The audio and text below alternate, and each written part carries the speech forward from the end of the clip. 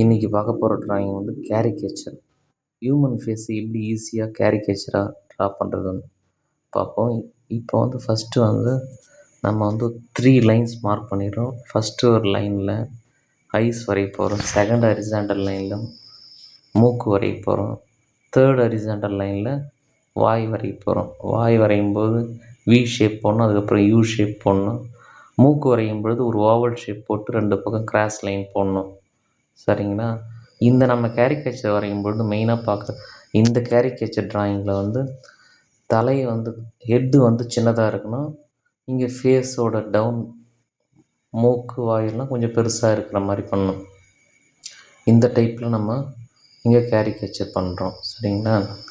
இதில் மெயினாக நம்ம பார்க்க வேண்டியது அந்த கேரக்டரில் இருக்கிற எந்த ஒரு ஃபேஸில் ஹைலைட்டாக இருக்கிற அந்த விஷயத்தை எடுத்து நம்ம கேரிகேச்சராக பண்ண போகிறோம். சில பேருக்கு மூக்கு பெருசாக இருக்கும், சில பேருக்கு வாய் பெருசாக இருக்கும், சில பேருக்கு காது பெருசாக இருக்கும்.